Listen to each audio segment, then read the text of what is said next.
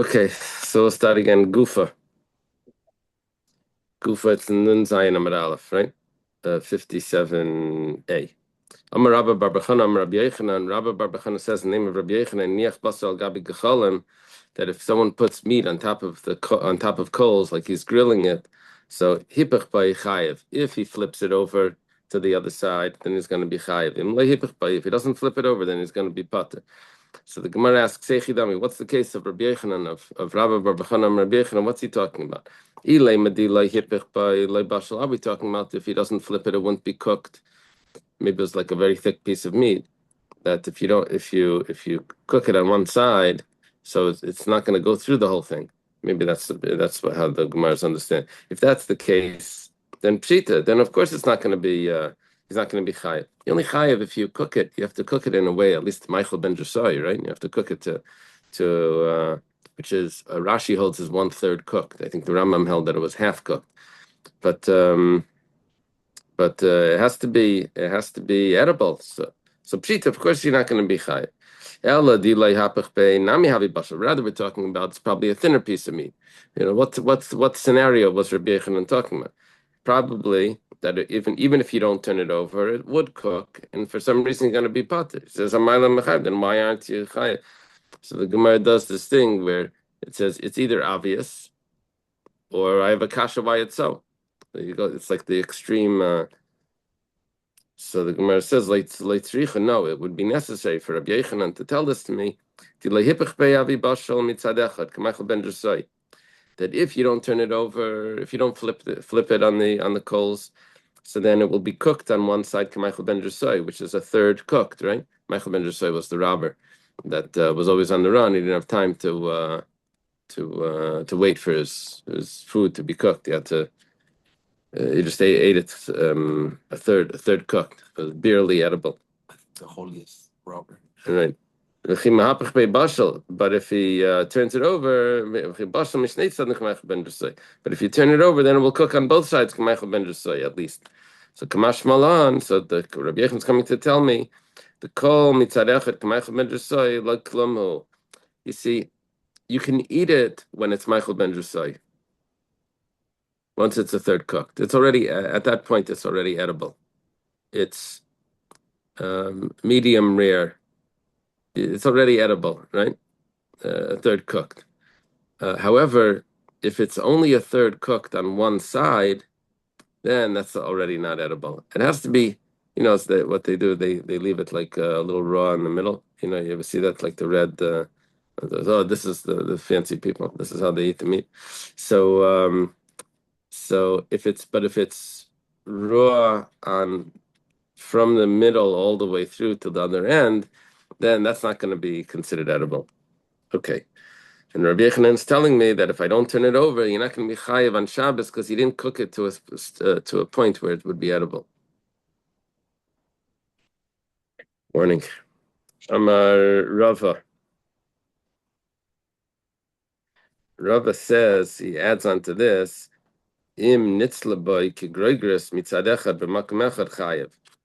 When it comes to malachas on Shabbos, what's the amount? You see, when it comes to prohibited foods, we know that the shear is a kazayas. Right? How much treif or how much chelav or how much dam, blood, that would be a kazayas. When it comes to malachas on Shabbos, we use the measurement of a gregris, is that a dried fig, right? A dried fig. So it's much less. No, it's probably bigger than an olive, right? Oh. I'm not sure how big it is, but it's big. I think it's bigger than an olive. Okay. Now, it says that if there's one portion that's cooked, the size of a gregus, then he's going to be chayiv, even if he doesn't turn it over. You have a size of a gregus that's cooked, even on one side, then not Michael ben Drusai on one side, but fully cooked, a gregus on one side, then that would be already chayiv. So Amalei Ravina Ravashi. Ravina, much later than Rava, Ravina says to Ravashi,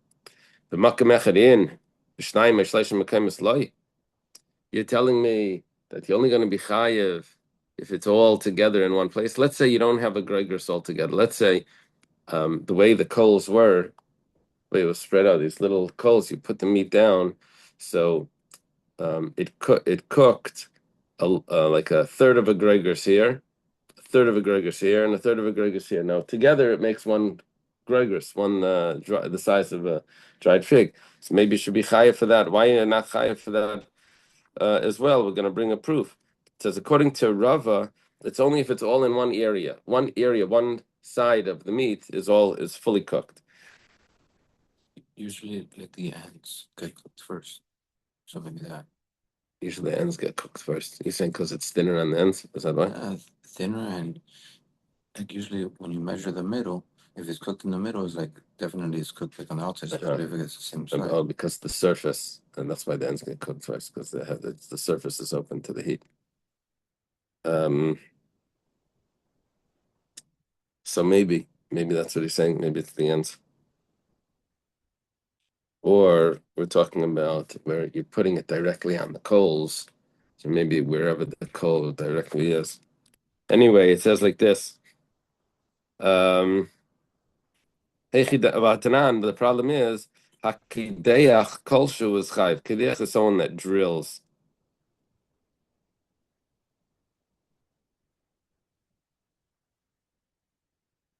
Someone that drills a hole inside a piece of wood. And the malacha over here is makibeh patish. I think that's the malacha that we're dealing with, where he's doing an act, like the last act of banging with a hammer. He's doing some sort of construction, which would be a makibeh patish. He's drilling. And he drills the smallest amount he's chayiv. The Gemara says, "Hey chidami, what's the case of the smallest amount?" Ilema, if you say b'makom echad, so you just do one drill, one hole. So what do you kol shalamai chazi? What can you do with that little hole? Elalav b'shnayim eshleishim mekayim to chazi litzir. We're not talking about that you drilled one hole. We're talking about that you drilled 2, 3 holes. The way it works is that you drill around, and then you connect it afterwards, and then you to make a hole that you can use for something, whatever it is, I don't know, a doorknob or whatever you're making this hole for. But a little hole, one little drill bit through the thing, it's nothing. You make those few, and then you can. So it must be that what we're talking about over here, kidech kolshu, the smallest hole is going to be chayiv. It's because you have several small holes. That's why it's chayiv. And what are we saying? Because you're able to then combine it, and it could combine together to become a larger whole. Then, so basically, what the Gemara is asking is that if that's the case, that you can a bunch of small holes is chayav because it could combine together. So we should also combine together a bunch of small pieces of cooked meat to combine together to the size of gregors, and that then it should be chayav. The Gemara says, "Like." This was all an assumption based on what we thought would be the pshat in Hakedeach and someone that's drilling. It says that's an assumption. That's not correct. It says really liyolam makam echad. The drilling took place in one spot. And so you asked me, what do you do with this little tiny hole? It says, don't worry about that. The chazul lebava da klida. I think this is the teeth of a key. How do they translate that? Tooth of a key. So, bava sounds like a doorway. Maybe it just means a hole. Oh, that's what it is. It says bava, it's actually supposed to be kacha. Kacha. Kacha is the teeth. It used to be different. I used to have like old keys. Old keys, yeah. Yeah, that's hard to understand them because that's not what. But you remember you had the key. It was like here like this, and then it had at the end. It had a little thing sticking down right here, Toothbrush. like a toothbrush. The key, it'd be like an old like a toothbrush. In England, that's what the keys we had. Yeah. Oh, thanks. But sometimes, like if you wanted to put like a hook on the wall, you would first drill a hole. Wouldn't that Because you have to take it a step further of combining different holes, but even one hole could be used for building. Right. Gave an example of what you do with one hole. I think we were talking about not something that's attached to the ground, not like in the house. We're talking about a hole that you were going to drill into, just like something like this. You drill a hole into this. So what do you do with that little hole? And it says no. You could inside that little hole, you could put the tooth that will be used for the key. So that's when you turn the lock. It's interesting that they had these types of locks back then. I thought a lock back then was you took a beam and you put it on the door and that was the lock.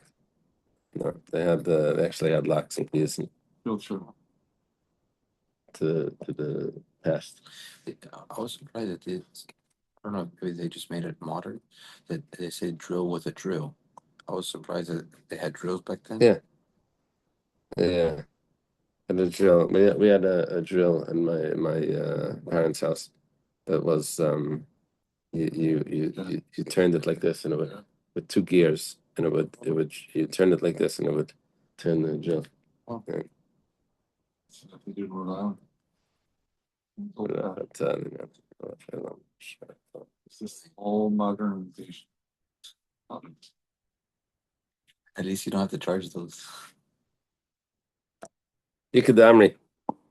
Some say I'm a Rava. There's another version of this, where Rava said that even if the meat was cooked in 3 different places and all of those 3 added up to the size of a gregor, he'd also be chayiv on Shabbos. Amalei Ravina Ravashi, and Ravina says to Ravashi, "Oh, that's perfect because that exactly matches the Mishnah about drilling. Because I have a Mishnah that says someone that drills is chayiv, and we wanted to know what's that talking about. Echidami, what's the case of drilling that if in the smallest amount is chayiv? Ilema, say it's b'makom echad. So then kol shalamai chazi. Then what's this little drill? Why should it be chayiv? He didn't really accomplish anything. It must be yalalav b'shnayim shleishim mekaymes. It must be that he drilled in 3 different places, 3 places, and then you'll be able to join it together to be a considerable whole. That would have some function. So to over here, you see you combine the holes, the drilled holes together. So to over here, you can combine together the roasted meat in 3 different places, and that will be considered a shear. The Gemara says, "Loi, it's not a good strong proof." It's talking about in one place. And so what do you do with the one little hole? What function does that have? The chazal above daklida, maybe la kacha daklida. It fits the teeth of the key. Okay. Tanu Rabbanan. We learned in a brisa. Going back to the psukim that we were quoting before about the karban mincha not being made chametz. Yeah. Sorry. But for the people that are sick, like for example, like a Yom Kippur, that they say like eat less and exercise, then like a little bit now, wait 6 minutes. So those things would combine, or No, because you wait the 6 minutes. Tanu Rabbanan ilu nemar shetikriva l'Hashem leisei yaseh chametz. If it wouldn't have said, the pasuk actually says kol hamincha, all mincha, all of the mincha, asher takriva l'Hashem, that you bring to Hashem leisei yaseh chametz. You should not make it chametz. Now, if it wouldn't have said kol hamincha, it would have said that you bring to Hashem, you shouldn't make chametz. I would have said ainly b'loisas chametz ella kaimetz belvad. I would have thought it's only the takrivu Hashem that can't be chametz. It's only the you can't make the kaimetz. Which part do you bring to Hashem? The kaimetz. The kaimetz is what you put on the altar. Would have thought that it's only referring to the kaimetz that can't be chametz. However, mincha minayin. How would I know that if you make it chametz before the kmitza, the whole mincha, you make it chametz, you let it leaven? How do you know that you'd also be chayiv? Talmud Laimar mincha. Now, I'm not sure of the Gemara's question, because if you make the entire mincha chametz, then you're making the kaimetz chametz also, because you take the kaimetz from the mincha. before the discussion, wasn't the discussion about the remnants? Yeah, that was the remnants. But that we already know. That we learned from Chelkam. That we learned from another pasuk. Tosfos mentions that. Here we're dealing with before the Kmitza.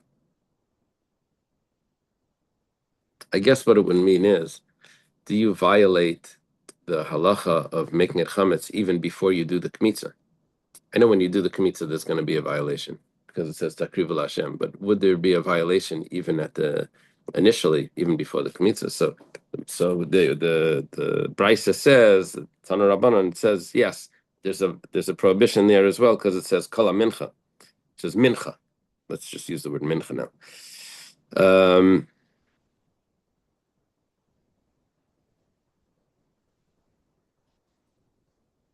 Mincha minayin. How do you know the mincha? So Talmud Leimer mincha. The pasuk says mincha. That tells me that that there's a violation even before the kmitza.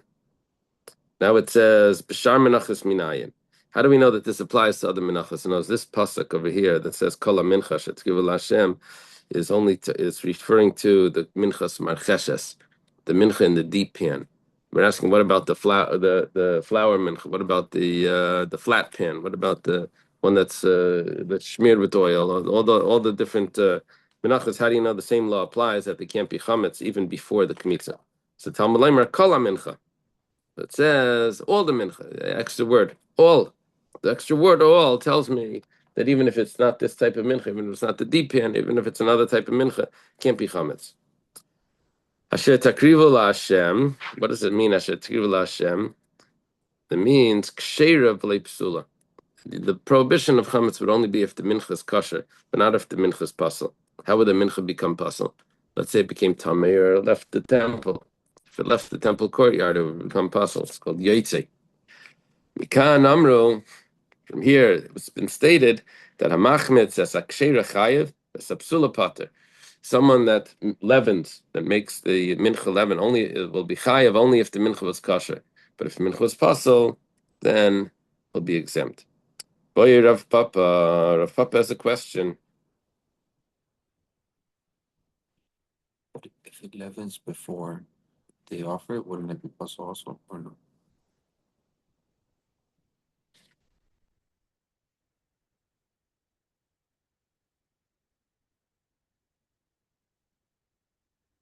If it leaven, yeah, but not only is it possible, but it's even a violation, right?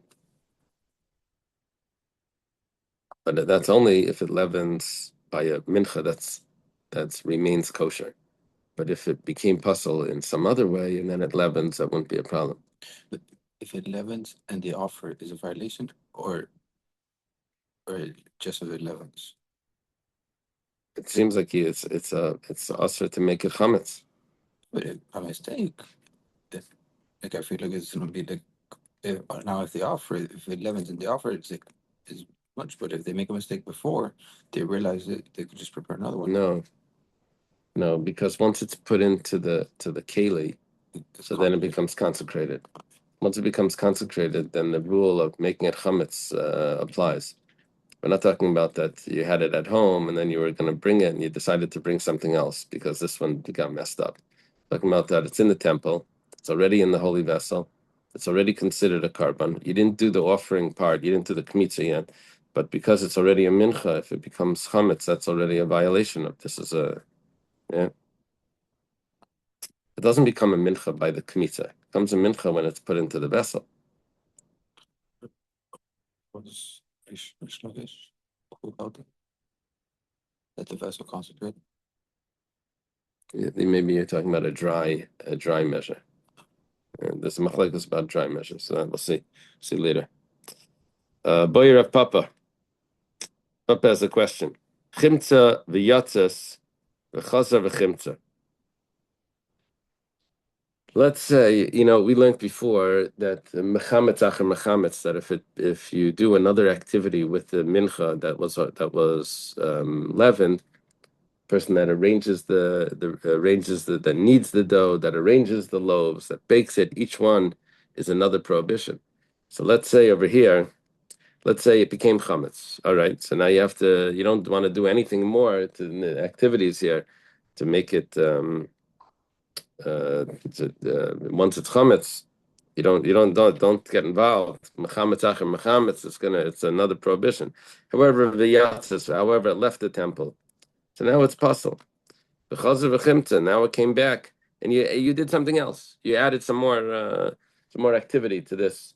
It's part of the process. The question is, very interesting question. It says, Ma, what's the din? Do we say, keeping the yatzis if do we say that once it left, it becomes puzzle? And so therefore, there's no more of a prohibition it won't be chayiv to make it chametz because it's already puzzle. And we said that you only chayiv if it's a mincha that's kosher, but here it's already puzzle. The first guy that made it chametz would be chayiv. But after that, once it left, it's already puzzle. The second guy would be pater. A dilma, or perhaps given the chimtza, psul yaitzi mahaniba.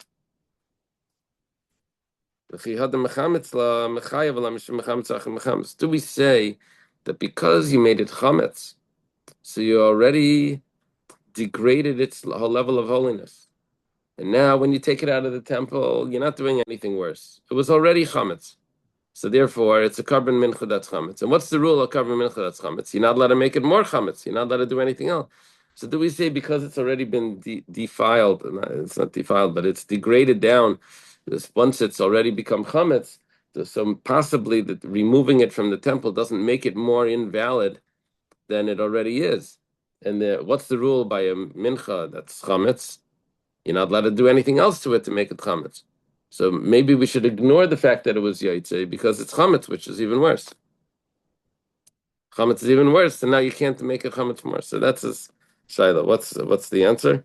Teku. We leave it as a question. Boy, Rav Mari, that was Rav Papa's question.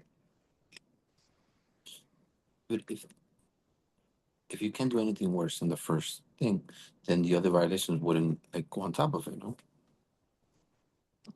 So a different violation maybe doesn't make it any worse, but the rule by chametz is that once it's chametz, you're not even allowed to continue the activities of it. So it's different. So to continue the activities after it's yaitze, do we say that no, it's now a regular pasal mincha, which is pater? Or do we say that it's not a regular pasal mincha? It already is in the category of chametz. So therefore, the yaitze doesn't do anything worse. And so therefore it has the rules of chametz, but you're not allowed to do any more activities. If they forgot on one sitting, they had the multiple violations, they would still be. If it's one forgetting, then maybe not. But if this is talking about Different people. It's either different people or it's when he remembers, right? Boy, Rav Mari has a question. Chimtza, Bereishei Shel Mizbeach Mao. After he takes it up to the top of the altar, and he lets it become chametz over there. And he doesn't put it on the fire. He waits 18 minutes with the flowers mixed with the water up on the top of the altar. So, what's the din? Maybe it took him 17 minutes to get to the top of the altar, and then he waits 1 minute while he's there. It becomes chametz while he's there. So, do we say Asher takriva marchmana v'akrava? Do we say that the word takriva means you all bring close, right? Takriva. It's the word karav means to bring close. So it means to bring close. We translate it as offer, but it means to bring close. Does it say? Is it that any mincha that you bring close should not be chametz? But here it's already close. V'akrava, you already brought it close. Why is it close? It's already on top of the altar. By dilma. Or perhaps we should say that you have to take just much more than the word bring close, but it's really you didn't offer it yet. What does close mean? Close means that you put it on the fire. Woo! You didn't put it on the fire yet. So therefore, you're still going to be a violation when he's going to put it on the fire. But do we say no? Do we say it's already on top of the altar? So it's already close. So the Gemara says to this, take it. Oh, it's so easy. It's fire. It's fire. Or not. Burn the chametz. V'hashta denafkalei kol mincha. Now that we know that kol mincha tells me that every mincha it can't be made chametz, even if it's before the kaimetz was taken. So asher takrivu la Hashem, or asher takrivu, that was telling me about the kaimetz, that part can't be made chametz. So lamali, why do we need to say that the kaimetz can't be made chametz? I know that the entire mincha can't be made chametz. Why do I need asher takrivu? Okay, so it says, the Gemara answers, I need it for a brisa. It says, the brisa says, it quotes the pasuk, Asher takrivu, l'rabes minchas nesachim, l'chimatz. Div Rabbi Yossi Glili. The word Asher takrivu is coming to include another type of mincha that I wouldn't have known went in the same category, and that's the minchas nesachim. Minchas nesachim is the flour and water and the flour and oil and wine that comes together with the carbon. That even such a type of mincha is not allowed to be made chametz. And the truth is that this mincha is not eaten. This is totally burnt, right? That's what Rabbi Yossi says. Rabbi Kiva Aimer l'rabis lechem apanim lechimatz. The Rabbi Kiva says it's coming to include the lechem apanim can't be made chametz. Lechem apanim is the showbread, the 12 loaves that are put on the table, right? That also can't be chametz. That has to be matzah.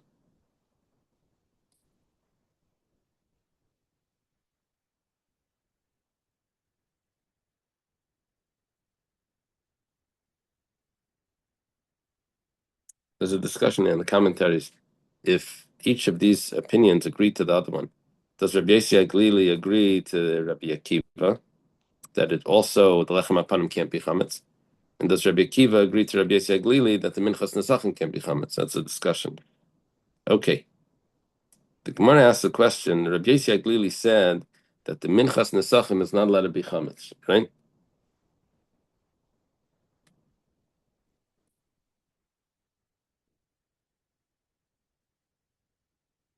Where it says minchas nesachim made saying the minchas nesachim is made with fruit juices. What's the fruit juice? Oil, olive oil. Made saying machmitzin. It doesn't become chametz anyway. Yeah, it's the whole discussion. Do you put avocado on your matzah? They didn't have avocados. Okay. Google says that it was only from Mexico. I don't know if before Mexico had it. Old Russian, Polish people don't talk. Okay. It's an American problem. Stuff, right? So what are we saying that you have to make sure that it's not chametz? It doesn't become chametz anyway. There's only oil. Reish Lakish. Rabbi Yossi Glili. Reish Lakish says Rabbi Yossi Glili would say minchas nesachim megabla b'mayim kshera. Theoretically, you could do the kneading also. Of course, he mixed oil in because that was the rule. But theoretically, you can do the kneading with water as well.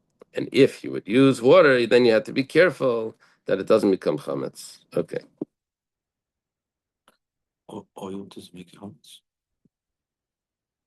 The way it's brought over here is that if it's just plain oil, it won't make it chametz. But if there's water there, then it will become chametz. And we say, I think we say that normally may peiros, any fruit juice won't make it chametz. But once there's any water mixed in, then it becomes chametz faster than 18 minutes. So if it's just plain water, then it's 18 minutes. If it's a mixture of water, if it's just plain fruit juice, then it's not chametz. If it's a mixture of water and fruit juice, then it becomes chametz even faster. Yeah, the combination makes it worse. That's what we say. Anyway, we said here that mamachlekas Rabbi Yossi Glili and Rabbi Kiva regarding the what we're learning from Asher Takrivu, what's allowed to be chametz. So we said that Rabbi Yossi Glili says minchas nesachim can't be chametz. Rabbi Kiva says the lechem apanim can't be chametz. Now, the Gemara has a question. According to Rabbi Kiva, that's learned the lechem apanim can't be chametz. He said, 1 second. Lechem apanim midas yabashi. Lechem apanim, the flour was put into the vessel, and we didn't put in the oil yet.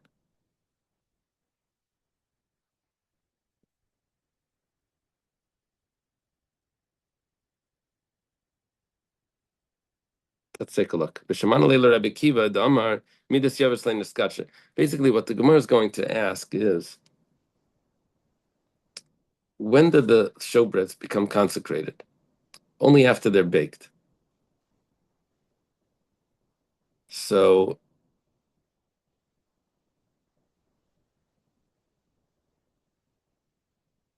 not only after once it's put on the table, that's when it becomes kodesh. Because if you don't use a liquid measure, then it doesn't become consecrated. The dry measures don't consecrate.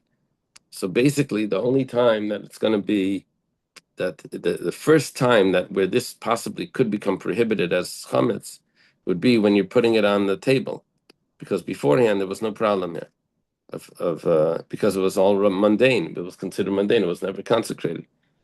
So he's asking, so how could you, if it wasn't kodesh, if the lechem apana wasn't kodesh, still it's on the table, so why should he be chayev for any chametz that was made beforehand? It wasn't consecrated yet. It says Shalach Ravin. There's another gersa Ravin. That's interesting.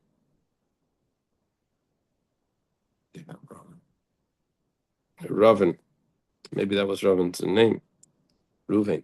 It was just like a nickname. Is that possible? Could be. Robin's better than Reuben. Robin? Robin, but Ravin. Reuben. So Shalach Ravin, Mishmei de Rabbi Yechanan. Ravin, who was our traveler, he sends from Eretz Yisrael to Babel in the name of Rabbi Yechanan. He says, Kach Yatzah Shal Mishnah. This is the way, if you want to resolve this issue of how does the Lechem Apanim have an issue of chametz if it doesn't become consecrated until it's put on the table, because the dry measures, the flour that's there, doesn't consecrate. The dry measuring cups don't consecrate. But the way he wants to say it is epach. What we'll do is we'll turn the opinions around and we'll say, it's Rabbi Yaglili that said that the lechem apanim can't become chametz. And why do we switch for Rabbi Yossi Glili? Because Rabbi Yossi Glili would hold that the dry measures are consecrated. So therefore it becomes consecrated before it's put on the table. Therefore you already have a prohibition even before it's mixed with the water, or with the oil, mixed with water, that it should become, there's already a prohibition then. Rabbi Akiva and it was Rabbi Akiva that said that the minchas nesachim can't become chametz, but not the lechem apanim, because what we just did is we avoided the opinion of Rabbi Akiva, who holds that midas yavish le'neskadsha, that the dry measures don't consecrate. So we flipped that over to say that it's Rabbi Yossi Aglili that's talking about the lechem apanim, and he holds that dry measures do consecrate. So therefore the prohibition of making chametz already starts once it's put into the flour is put into the vessel. V'azder Rabbi Yechanan l'tamei, and Rabbi Yechanan that's explained that we have to switch the Mishnah around is following his own reasoning. Dam Rabbi Yechanan, because Rabbi Yechanan says Rabbi Yossi Aglili v'chen mitamidi Rabbi Yishmael Amr Davrachad. Now usually when you have this, the Amr Davrachad, it's usually Abaya. That's typical. We had Abaya doing this. Abaya likes to take a bunch of different Tanoim and put them together and say they all hold the same thing. And then we had a rule that whenever Abaya does that the halacha is not like any of them. So it's not strengthening them. It's like putting them and then putting them in the closet. No, like okay, they all hold the same thing, but it's not the halacha. So that's usually what happened. We had a rule: ein halacha keshita. That was something we learned. Anyway, here it's Rabbi Yechanan. Rabbi Yechanan says Rabbi Yossi Aglili and one of Rabbi Yishmael's students say the same thing with Rabbi Yossi Aglili. Rabbi Yossi Aglili and this student. Umanu, who's the student that says the same thing as Rabbi Yossi Aglili? It's Rabbi Yoshia. When it says, what does the Rabbi Yoshia say? The Tanya, we have a brisa. Rabbi Yoshia usually argues with Rabbi Yonasan. Yeah. Some say that Rabbi Yonasan is actually Rabbi Nassan, and the Yoyin Nassan. Really, his name was really Nassan. It was just his nickname was Nassan. His full name was Yoyin Nassan. You don't have to say that. unless it's clear, because we have in Tanakh, we have a Yonasan, we have a Nasan, right? Yonasan ben Shaul, and we have Nasan and Navi. So those names exist in there before, but anyway. The Tanya was taught in a Brisa. It says, "V'yimshachem v'yikadesh eisam." When it's talking about maybe this is this past week's parsha. No, this is in Bamidbar. It says, Nasa. When Moshe finished setting up the Mishkan, he anointed it and he consecrated it. It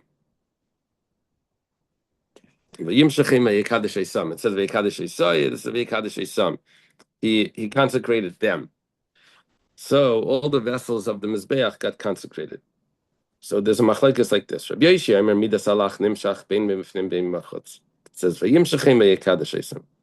Rabbi Yoshi says that all the liquid measures were anointed, were smeared with the holy oil inside and on the outside. Midas yavesh nimshachim b'mifnim bein b'machutz.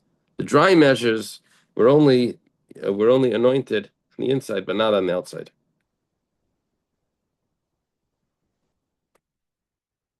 That would mean that by a liquid measure, if you pour in and it spills over, so the outside of the vessel, it spills down the side, the outside of the vessel is also holy, it would consecrate the liquid that's outside the vessel as well. By a dry measure, when you pour in, it only consecrates the amount that's within the rim, only the amount that's within. But anything that spills over isn't consecrated or piles up, won't be consecrated. Right? We had that before, the dome. Right. The yeah. So according to Rabbi Yeshia, the inside of the dry measure was consecrated. Rabbi Yonasan says, question. Yeah. Yeah. Is that similar to when you kosher a pot and then you put in the rock for the overflow so that the ganze pot, including the rim, gets kosher? I mean, we just talking about the top edge, or are we talking about the entire outside of the pot as well? I think it's referring to the outside as well. By the koshering, it was you would put in the hot rock because of the rim. Because of the rim, you wanted to kasher the lip as well. Right. When koshering, you didn't have to kasher the outside of the pot. The way you kasher the whole pot is the way you cooked in it, which was on the inside. You cooked on the inside, and so the way it absorbed through those pores through the inside. That's how it comes out. It comes out to the inside. If you have a small pot, so you can just immerse the pot in a larger pot. If you have a large pot, you can't immerse it, so you has to kasher the rim, because sometimes when you're cooking, it goes up to the rim. So they would put in a hot stone, so it boils over, and Today I'm not sure if it's necessary to do the hot stone, because today we can let it boil over on our stovetops. Years ago, you made a fire underneath, and when it would start to boil over, it would put out the fire, wouldn't be as hot. So you would put in a hot rock, and that would make it boil over, and so it would boil over fully without. But today, I think you can turn it up, and you could boil over, and it doesn't put the fire out on the bottom, because you have electric stovetop. It's not going to put it out. I don't want to paskin, but Okay, thank you. But the concept is there. The concept of boiling over. Anyway. In the case that the oil spills over, would they have like a plate underneath or something to catch that oil, or it was okay to? I'm not sure. I don't know. So so we only learned so far Rabbi Yoshia. Rabbi Yonasan says, Midas halach nimshachum b'chutz. The midas halach, even the liquid measure, was only anointed in the inside, not on the outside. Midas hayavesh nimshchu kol ikar, and the dry measures weren't anointed at all.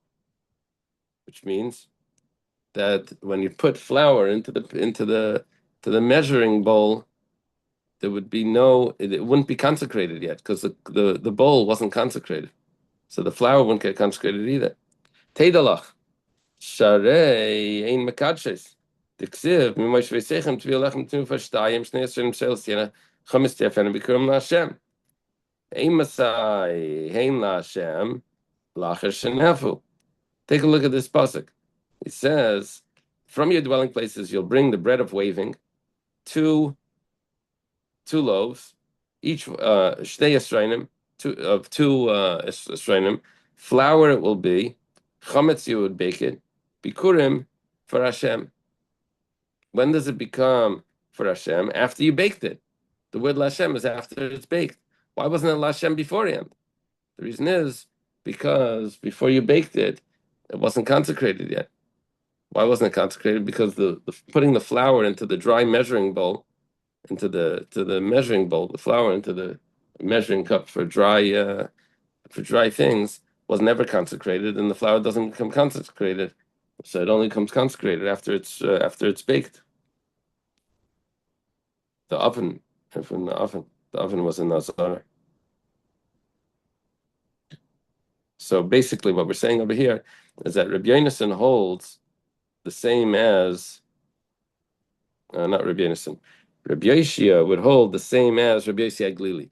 Rabbi Yeshia that holds that the dry measure consecrates, he holds like Rabbi Yossi Aglili that says that the dry measure consecrates. And that's the way that Rabbi Yochanan flipped the opinions around by saying that Rabbi Yonasan wasn't talking about, that Rabbi Yossi Aglili wasn't talking about the Minchas Nesachim. Rabbi Yossi Aglili was talking about the Lechem Apanim. Lechem Apanim, there was a dry measure, and the dry measure is consecrated. But didn't they say before that it was when it was put on the table? That was the other opinion. Oh. Yeah. And that's Rabbi Akiva's opinion. And so Rabbi Akiva doesn't never mention the Lechem Apanim. He was only talking about the Minchas Nesachim. That's the way Rabbi Yochanan flips the names around, so everything matches. The Maika Miflagi, the Gemara says, what's the machlekes between Rabbi Yeshia and Rabbi Yonasan regarding the dry measures? It says like this, Ba'isam, regarding the word, Vayimshachem vayakadesh Isam, they will anoint them and consecrate them. Rabbi Yeshia savar Isam, when it says them, Lemute midas yavesh, it's excluding, we only consecrate them, but not the dry measures. Midas yavesh bachutz, but not the dry measures on the outside. But the dry measures were still consecrated on the inside. Rabbi Yonasan savar midas yavesh chol. Rabbi Yonasan says that the dry measures are mundane. We don't even need a pasuk to exclude it.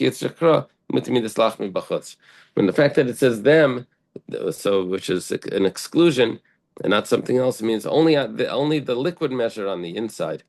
On the inside it was consecrated, but on the outside it wasn't consecrated. Okay.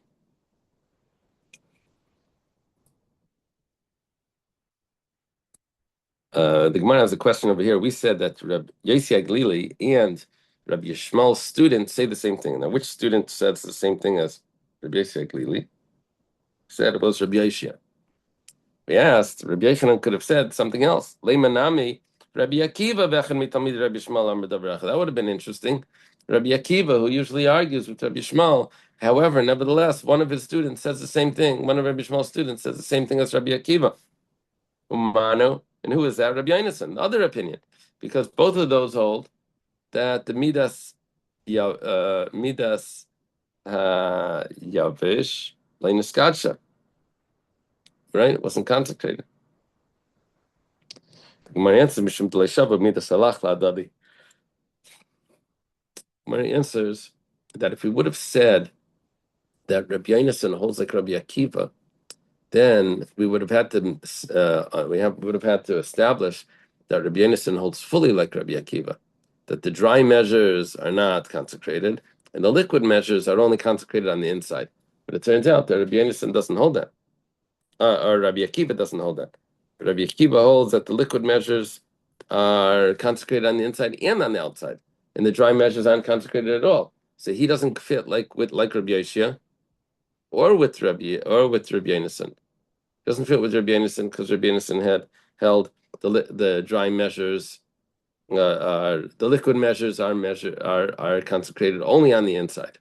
Rabbi Akiva holds it's consecrated on the inside and on the outside. So you can't say that Rabbi Yonasan is the same as Rabbi Akiva. Amalei Rav Papa Abaya. Papa says, what are you telling me that the shtei alechem was only a dry measure, right? As we were saying before.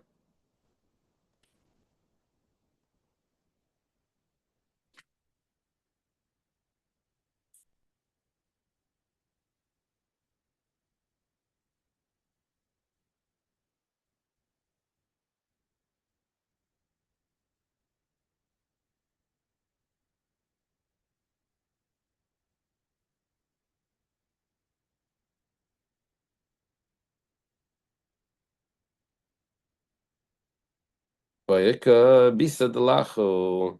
How did they need the dough? They needed the dough. They had to knead the dough in a bisa. Bisa is the name of a vessel that they would knead the dough in. It's a kneading bowl. The kneading bowl is considered a liquid measure. That means it was already consecrated. Are we asking about the shtei lechem or about the lechem apanim? What did they say? The showbread? I think so. Let's see what they say.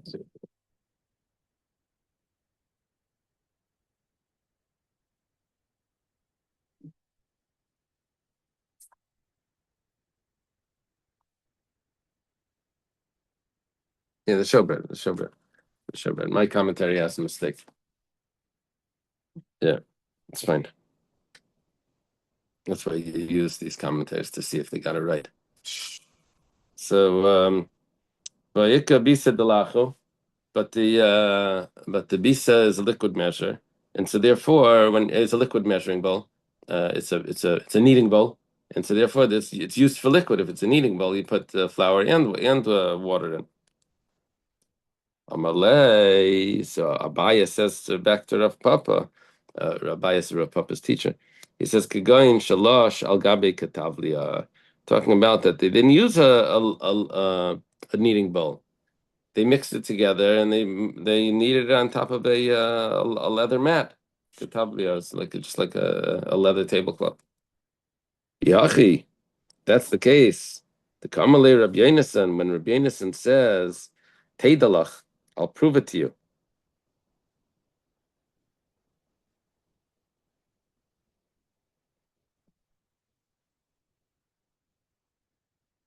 Prove it to you that it wasn't that dry measures aren't consecrated, we have a problem. Because what's his proof? It says Teidalach Sharein Mekadeshes. It says that by the Shtei Alechem, it only became holy after it was baked, right? So I'll prove it to you that it's not that the dry measures don't consecrate. Leimalei, let Rabbi Yoshia respond. He could have said, "Gain the kailya, bisar in the chol." Of course, it's not consecrated because it was measured in a mundane measuring cup, and then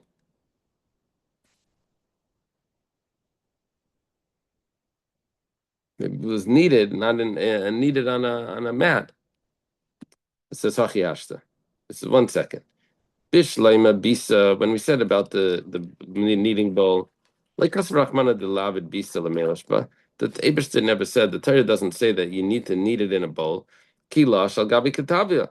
So if you knead it on top of a mat, less than but there's no problem. You never said that you needed the bowl.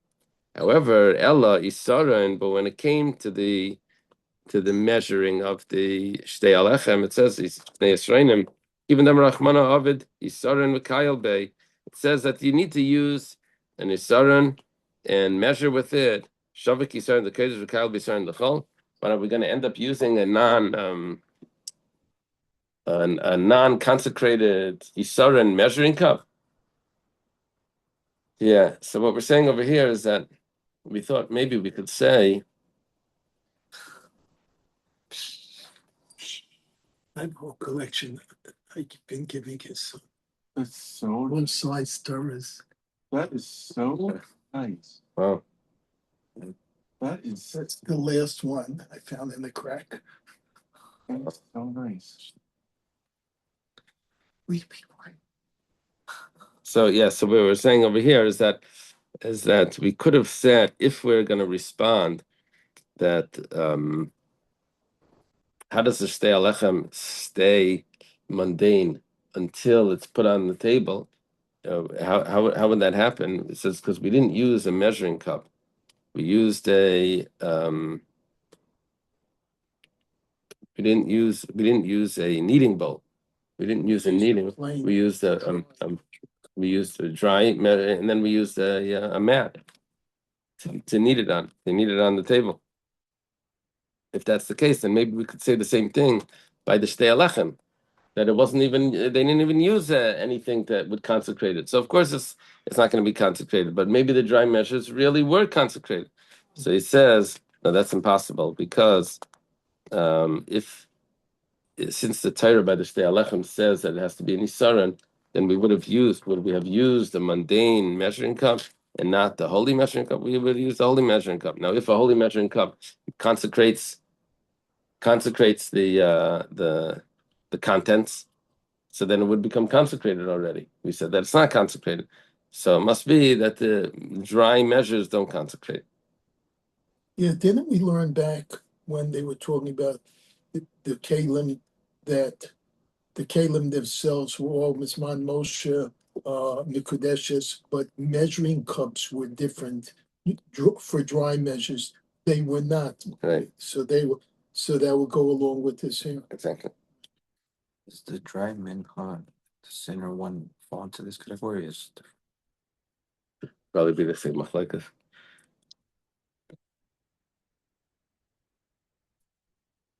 Yeah. Okay.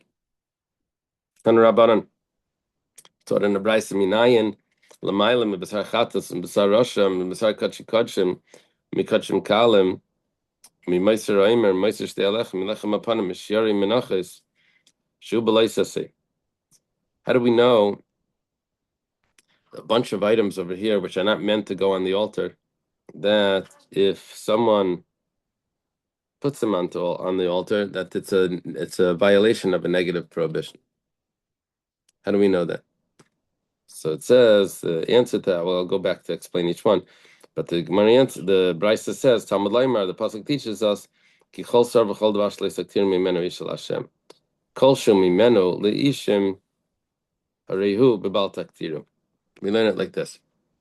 It's the pasuk starts off saying any yeast, any leaven, or any honey, which is talking about date honey, should not be offered as a fire to Hashem. And we learn from that, and it should not be offered from it, mimenu, from it, offering to Hashem. It says anything that has a mimenu la Hashem, that from it something goes to Hashem, so then that will also have a prohibition of the remnant being offered up. In other words, anything that's offered to Hashem, that part of it is offered to Hashem, there's a prohibition to offer the remnant also to Hashem. Okay, so let's go through these things. That's assuming you interpret mimenu, it's from it and not from you. And not from us. Right. Yeah. We spoke about that recently. The word I know, that's right. It's coming to mind. Yeah. I think it was in the laning somewhere, or somewhere we just did it. Ashir Takriv. It was just in, I think, last week's Parshas. Something recent, you're We right. said by the spies, it says that they said something terrible. They said Ki chazaku mimenu, Well, that's that it's stronger, not stronger than us, but stronger than him. But the word al tikre, I think we were learning this last week. Did we learn this last week about the spies? The spies said that they're. I didn't learn about the spies last week, but I learned it before. But it was probably in relation to Takriv Mimcha. We just had that in the Parshas within the last two. Okay. So let's go through the items over here where the prohibition is on.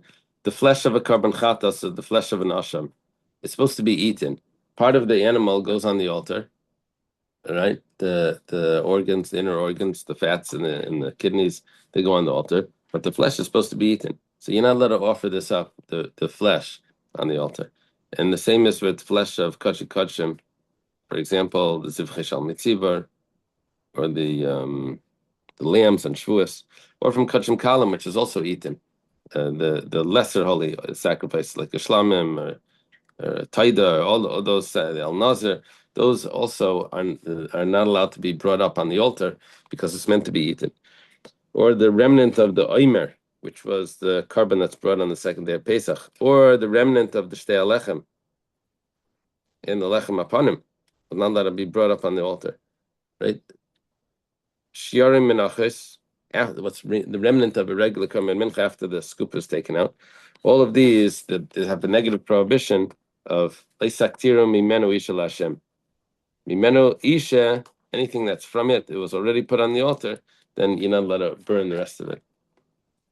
Gemara's a question. The 2 loaves of bread and the lechem apanim, they have a part of it it goes on the altar. There's no part that goes on the altar. We have a brayso clearly that says that there's no part of the showbread, there's no part of the 2 loaves of Shavuos that go on the altar, that go on the fire. Amar Rav Sheishes, ein migufay leishim. From itself, it doesn't go on the altar, but there's still other parts of this offering that go on the altar. So, for example, the lechem apanim has the 2 scoops of frankincense that go on the altar. So it's from the offering. There's part of it that's on the altar. The rest of it has a prohibition and can't go on the altar. The same is with the shtei alechem, because there's 2 sheep of Shavuos that do go on the altar. So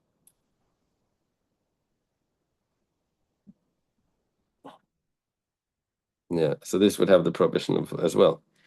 Itzmar, yeah. Mala mikulam al gabi kevesh. Okay, obviously it's a Gemara, so you have to get into the nitty gritty. So it says you can't bring it onto the altar. Let's say you don't bring it onto the altar, you only bring it onto the ramp. Is that going to be considered like you brought it on the altar? We just said there's a prohibition to bring it on the altar. So what about the ramp? We once said before that's considered like the altar. Oh, to machlokes. Why we meant half of the machlokes. They have to say it was. Is this the same as before, where it said they're bringing close? Thank you. Maybe it wasn't put on yet. Similar to that. Similar to that. Rabbi Yochanan says that's a violation of do not bring it close. Rabbi Lazar says pater. Rabbi Yochanan says pater. If they would have learned this after Rish Lakish passed away, this could have been. Remember, he wanted him to argue with him. He wanted him to disprove him. Rabbi Yochanan, right? So Rabbi Yochanan says pater. Rabbi Lazar says pater. Rabbi Yochanan says chayav. This is easy to remember because chanan is chayav. All right. Rabbi Yochanan chayav. Rabbi Yochanan says chayav. Rabbi Lazar says pater. Okay. Rabbi Yochanan chayav the Tanya. Rabbi Yochanan says chayav. As we learned in the brayso, it says hamizbeach. Actually, the pasuk says the first of your karbanos you should bring to Hashem. Ve'elam mizbeach. And to the mizbeach, you should not bring it. You should bring to the bikurim, I guess. Ainli ella mizbeach. I only see that you can't bring it on the altar. But what about kevesh minayin? What about bring it to the ramp? Talmud laymar ve'elam mizbeach liyal uratzin. Can't bring it on the altar as an appeasement, but it doesn't say on the altar, it says to the altar. So the fact that it says ve'elam mizbeach to the altar, it's coming to include even the ramp. That's the first opinion. Rabbi Lazar Pater says Pater. My time, what's the reason? The pasuk says any honey, any yeast should not be put on the altar. And it says carbon rachis takrivu aisam. But the first carbon, which means the bikurim, that can be brought with or shtei alechem, that could be brought from yeast, right? And bikurim is from honey, because it has fruits, the fruit honey. So which we say like this: aisam, specifically them who the Rabbi lay, those are allowed. Kevesh k'mizbeach. The ramp is like the altar. But when it comes to other things, like the ramp is not like the altar. What we mean is literally the altar, and only on the altar would be a prohibition. But to the ramp, it's not a problem. So when they bring the bride to the groom and they're bringing her down towards the altar, all right, if at that moment, before she reaches there, the groom says, I don't want to marry her, does he have to give her a get? Thank you for your comment. Did he give her the ring already? No. No, No. Oh, but they're bringing her to, she's already technically on the ramp. Thank you. Do you hear the? Do you hear Dr. Stein's question? He's just looking for airtime. They're bringing the bride to the altar. He's just looking for airtime. Too much television. Yeah. Stop it. she hasn't been acquired yet. Okay. These are coming from a guy who's married 48 years and Twice. still going strong. Oh, Kashan. Oh, to the same woman. Very important. Okay. Oh, married twice, yeah. First wife Nullified. never existed. And It was nullified. 3 months and a note, therefore legally never existed. It was just a Mecca toss. All right, then I found a right one married in 48 years. So there goes your legal statement. It sounds like the tablets. Okay. Rabbi Yechanan, hi, Isam, Mayavid Lei. We just learned, Rabbi Lazar tells me that Isam says that the ramp is not counted as the prohibition to bring these items by. He says like this, Rabbi Lazar said that the pasuk says any honey or yeast should not be brought to the altar, and he learns that where do we have the inclusion of the ramp being like the altar? That's only by the yeast and the honey, which is the shtei alechem and the bikurim. Over there, the ramp is like the altar, but when it comes to everything else, the ramp is not like the altar. And he learns that from Isam. For those two sacrifices, the ramp is like the altar. But Rabbi Yochanan that says that Yechayev when you bring it to the ramp for everything. So why do we have an exclusion of Isam? Isam that it's only the ramp is like the altar, only for the honey and the yeast. So according to Rabbi Yochanan, that doesn't have this exclusion. Isam mayavidlei on top of Nunches. It says miboyle lekidetanya. He needs it for what it says in the Brayse Yachal Yachan Misnadiv, or maybe Kietzibanidava. Maybe an individual can bring also a Shtei Alechem. Says, I know the community brings it, like sometimes when it comes to making Kiddush, says, so the rabbi makes Kiddush and everyone starts to eat. It says, I know the rabbi makes Kiddush for the community, but I want to make my own Kiddush. So here, he says, I know the Kayanim brought for everyone a Shtei Alechem. I want to bring my own Shtei Alechem. Right? Maybe Kietz Ben Nedava, he could bring it as his own donation. That if a person makes a vow, then he has to fulfill it. I could have said that Talmud Laimar, so the pasuk says, Karban Reishas Takrivu. It says this first karban you all should bring. The word Takrivu, the taf at the beginning and then the vav at the end, make a plural, second person plural. Yeah, you all, y'all. No. Yeah, that's the old English you, which was a plural, as opposed to thou, which was a singular. So you should bring. So that teaches me tzibur amarti lach v'lo yachid. This sacrifice is only for the community; it's not for an individual. Yachal yachid maybe sheni maybe chayvasa ki yetziba. Maybe the individual shouldn't bring it because he has no comparable obligatory. It's only the only obligation of the sacrifice is on the community. Aval tzibur yeh maybe. But maybe the community is allowed to bring an extra one because the community does have an obligation. So maybe it's the individual that doesn't have an obligation can't bring the voluntary. But the tzibur that does have the obligation can also bring a voluntary. Tzibur maybe chavasi, but Talmud Laimar Isam, the pasuk Isam comes to tell me that you only bring these sacrifices, you don't bring any voluntary sacrifices. What could you bring? You can only bring the shtei alechem from the yeast and the bikurim from the honey. Okay. Is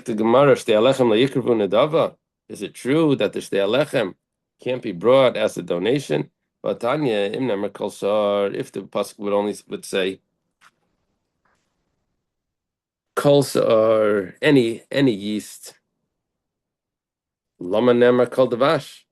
It didn't have to say kol davash. It could say kol sa'ar udavash. Doesn't have to say kol sa'ar v'kol davash. The word kol means all. All yeast and all leaven and all honey. It didn't have to do that. It could have said all leaven and honey. Might have to say the extra kol. Im nemer kol davash. Lama nemer kol sa'ar. Could have said all honey and leaven. Why did it have to say all honey and all leaven? Why do you need the two coals? So, because each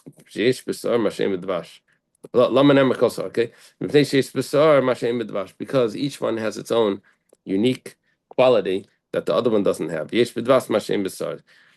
yeast has something that the honey doesn't have, and the honey has something that the yeast doesn't have.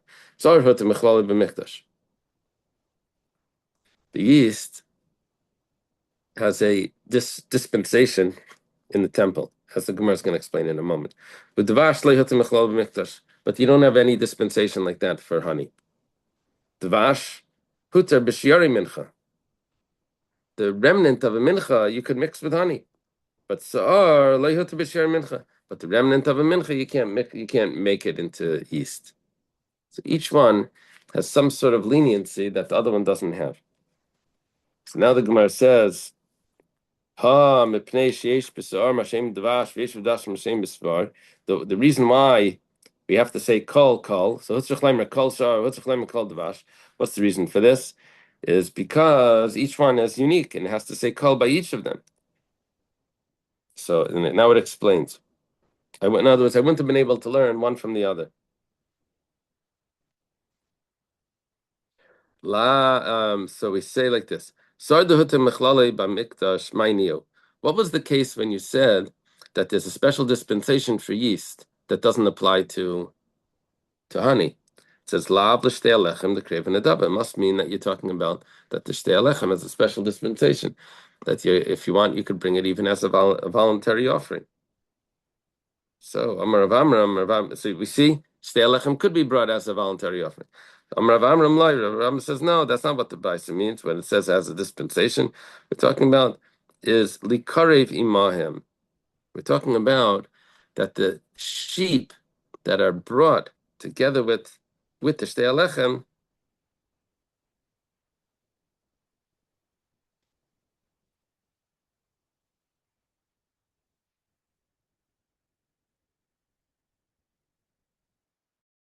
could be brought as a donation as well. In other words, putting the whole carbon into one package. The shtei alechem and the sheep, they have a dispensation that the sheep could be brought as a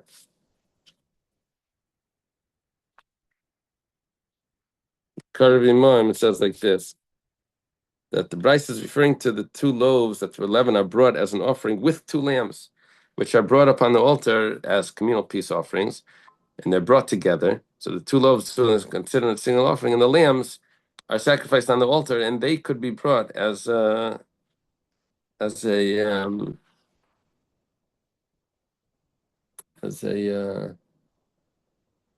donation. Sheep could be brought as a donation. Okay. In that case, the Kwani, yeah, because it's what's it called? It's a shlamim. Let's see. Where it says Yihachi bikurim nami. If that's what you want to say, that we put these kabbanas as a package. So then the bikurim also have their own package. What is that? It says that now we have a Mishnah. It says Agoyz leishal gabi asalin hayu oilos v'asalin shebiyad nitan lakainim. They would put little birds. They would bring offerings of little birds on top of the bikurim that they would bring. The basket would end up going to the kainim. If they brought a cheap basket, it would go to the kainim. And the birds were on top. And what do you do with those birds? They were oilus. They were brought as an offering. So what are you telling me that the shtei alechem? I'm sorry that the bikurim is huta mechlale, but the shtei alechem. I'm sorry, the shtei alechem is huta mechlale, but the bikurim is not huta mechlale. What are you talking about? The bikurim is also huta mechlale. Those birds you could bring, also voluntary. Where it says Hanilat bikurim adasa. Those weren't part of the bikurim. These were just there decoration. They were oilers, not part of the bikurim offering. They were the oilers that were there. It would just decorate the Okay. They can't be part of the same, considered the same offering. Or like a bow on a gift basket. No, a bow is attached. These could fly away technically. So Bows they weren't fall off. attached. How many times does a bow fall off a present? That's if you don't put on the bow rack. Taking off your card, bow falls off. Push it. Not okay, Doug. Boy, Rami Bar Chama Mer Rav Chisda. Oh, Rami Bar Chama asks his father-in-law, Rav Chisda. Amala, if someone brings the flesh of a chatas oif, now the flesh of a chatas oif is eaten, but if he puts it on the mizbeach, what's going to be the din? Kol shemimenu leishim am rachmana v'ayin mimenu leishim. This doesn't have anything that goes on the altar. Well, it was not allowed to go on the altar. Only things that had a portion of it goes on the altar. The rest of it isn't supposed to go. But this doesn't even have any portion that goes on the altar. It's just eaten. Ilma kol sheshmei karban. V'ainami shmei karban. Or maybe the fact is that we call it a karban, and that's good enough. It is the mice. It's called the chatas oif. So, and you're not supposed to put anything from a karban that doesn't belong on the altar onto the altar. Amalei kol sheshmei karban. V'ainami shmei karban. Says the rule would apply to anything that's called a karban would be prohibited from putting it on the altar if it doesn't belong. Now the Gemara explains kitanoi. We actually have a machlekes tanoim regarding this question that Rami Bar Chama asked his father-in-law. It says Rabbi Eliezer, I'm called Shemen Elishim. Rabbi Eliezer says that only something that has a portion of it brought on the altar, the remnant of it is not allowed to go on the altar. However, Rabbi Kiva Aimer kol sheshmei karban. Rabbi Kiva says anything that's called a karban would be included in this prohibition, and it can't go on the altar if it's not meant to, even though it doesn't have a part of it that's specifically going on the altar. My binayo. What's the difference between Rabbi Elazar and Rabbi Kiva? Rav Chisda b'sar chatasayfik binayo. It's talking about the flesh of the sin offering, which was exactly the question of Rami Bar Chama. Would the flesh of a sin offering bird, b'sar chatas that's put on the mizbeach, would that be a prohibition? So Rabbi Akiva would hold that it's a prohibition, and Rabbi Elazar would hold that it's not a prohibition, because Rabbi Elazar says that if it doesn't have any part of it that goes on the altar, then the remnant doesn't have a prohibition of putting it on the altar either. Rav Amar loik shemen shel metzora kibnei. Rav says that the difference between Rabbi Eliezer and Rabbi Akiva is the loig, the measurement of oil that the metzora brings. Rabbi Akiva would say, let's take a look. Loik shemen ikabinai. The Tani Levi, because Levi taught kol karbanim l'rabis loik shemen shel metzora. He says that every offering that is theirs is for you.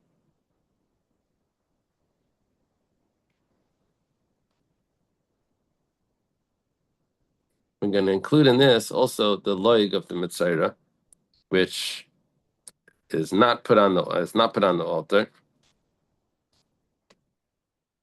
So we have two ways of viewing this. We could view it as the loig doesn't have part of it that's put on the altar, right? So then there would be no problem if it was put on the altar, because it wasn't excluded that only part of it goes on, but this not. However, Rabbi Kiva would say, what do you mean it doesn't have part of it that goes on the altar? It's called a karban. It comes together with the other karbanas.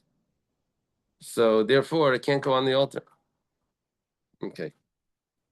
Tan Rabbanan.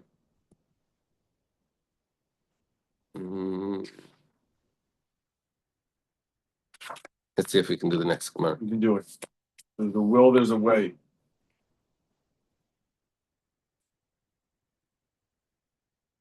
Brisa says, Sar baltaktiru, but yeast should not be offered on the altar, right? Sar baltaktiru. It says you can't put yeast on the altar. Ainli ella kulai. I would only know if the entire sacrifice, the entire offering is made from sa'ar, something that's leavened. Miktsasi minayin. How do I know that the same prohibition is if part of it is sar? Talmud Leimar, kol. It says kol sa'ar. Even if it's just a part of it, it also can't go on the altar. Eruva minayin. How do I know that if it's a mixture of yeast with something else, we call that chametz nuksha, right? It's a mixture, like hardened. How do we know that that's also prohibited? Talmud Leimar ki kol sa'ar. The word ki, because all. Okay. Mike Amar, what's going on in this price? It says, could have thought only if it's entirely yeast. Now we tell me mikzase Amar Abai Achi Kamar. Sar bal taktiru only ela kazayas. I would have only thought that you're not allowed to offer up a kazayas of the chatzi zayas. You can't even offer up half a zayas. Talmud kol tells me kol sar all yeast means even half kazayas. Iruvai. How do we know if there's a mixture? Which means that you can't see the yeast. You can't see it because it's mixed into something else. That's the way Rava. That's the way Abaya explains this. Rava says differently. Hachi Sar bal taktiru ainli ella kaimetz. I would have thought that it's only talking about the kaimetz. It can't be. It's taktiru. Emphasis on taktiru. It's offered. Chatzi kaimetz binayin. How do I know that even half a kaimetz can't be brought? Talmud kol tells me kol any that tells me even half a kaimetz would be a violation. Eruva minayin. How do I know partially? How do I know a mixture is also prohibited? Talmud kikol. Okay. But is it a violation of the soror, or is it a violation of the kamitza? You can't have here. So we have a machlekes between Abaya and Rava. That what does it mean when it says partial? When it says partially, are we talking about just a half a kazayas should not become sar, or do we half a kaimet shouldn't become sar? Shouldn't be leavened. But half a kamitza is no good anyway. That's what. Yeah, but we're talking about not. He's offering half a kmitza. We're talking about half the kmitza was leavened. But the half that wasn't leavened isn't good anyway, because you can't have half a kamitza has to be an exact. So I'm saying the question is like a hypothetical, because it technically should not come into being a question. You can't He's bring doing a kamitza. He's doing a full. Kamitza. I think he's doing a full kmitza, and half of it is chametz. So half is not chametz. Right. That half is no good. So that nullifies the whole kamitza. So that's what I'm saying. I don't even. So the question is though, is it a prohibition? For Micah miflagi.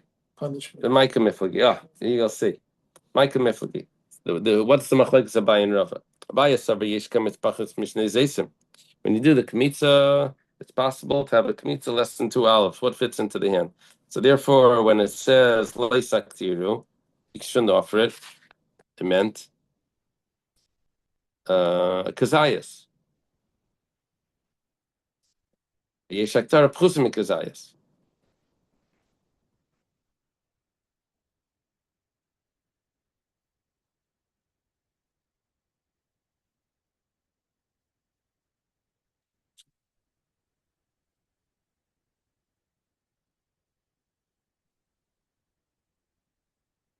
Yeah, they say about distinct and not distinct mixture.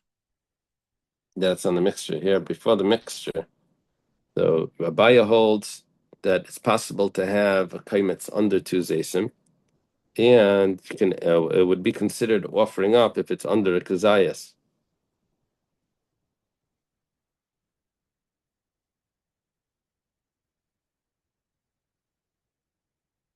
We learned before. Can you offer the kaimetz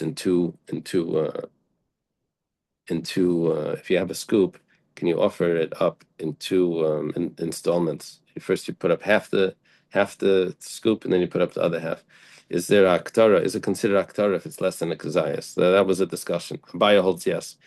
Rava says, "Ein kaimetz pachas mishnei zeisim." There's no such thing as a kaimetz less than 2 zeisim, because a full kaimetz is going to be two olive size. Ve'ein aktar pchusim kazayas. And then when you offer it up in 2, each one has to be at least a kazayas. It's not considered under kazayas. It's not considered an offering. So therefore, according to Rava, when he says the word kol, it's coming to include also a half a kaimetz. What's the half a kaimetz? Half a kaimetz is a full offering. because it's already a kazayas. So the call is, according to Rava, makes sense because the call is coming to tell me that since a kazayas is two, since a kaimetz is two zaysim, Wow. half a kaimetz, we need a pasuk to tell me that the prohibition of making it 11 applies to half a kaimetz, which is already a full kazayas. Itmar. It was stated, if someone has a mixture, puts it all together, all the prohibitions together, the yeast and the honey, puts it together, it's bringing up a Danish on the altar. Rava says, like mishum sar, like mishum dvash. First of all, there's one prohibition of yeast, second prohibition of honey. You get malchus for both of them. That's going to hurt in the morning, right? That's 39 times 2. Yeah. You could take So, what is that? You could take a week off. Take a week off. Like and also not only that, but like Mishameruve Sa'ar, Mishameruve Dvash. That's going to be 4, not just 2, because we said there's another prohibition of a mixture. Can a person be given multiple markers? Yeah, with the doctor You'll have to sign it off. has to sign off on it, but No, you're saying for one the prohibition. person giving it, as soon as he starts, the second has given over 39 to the first, and could he be over? Yeah, there's a problem to give any extra, right? Right. But this is for a different sin, Different counts. a different count. Not the marker. So Abai, that was Rava that says you get 4 times. Abai Amar in Lincoln Alapsha B'chlolos. If there's a prohibition that includes more than one prohibition, so for example, here it says any yeast and any honey is 2 prohibitions in one verse. That would be a Lavsha B'chlolos. So you don't get Malkus on Lavsha B'chlolos. So there would be no Malkus at all according to this. So if it's double, it's nothing.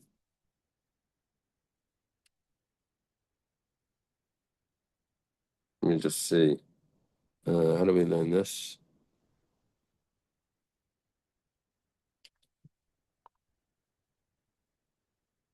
Okay.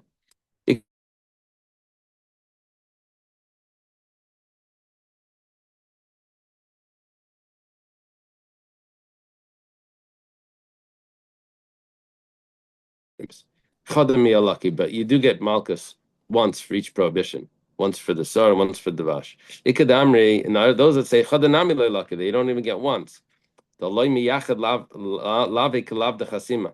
Other opinion says that since it's not so clear that this is a prohibition, just like when it says not to muzzle an ox when it's threshing, so which is very clear, and from there we get we learn from there all the laws of Malchus. It has to be a prohibition similar to that. So over here it's not similar to that because over there it's only one prohibition that's in there. But here there's more than one prohibition. So you don't, according to that, you won't even get Malchus once. Okay, we're holding by the Mishnah on yes. Thank you.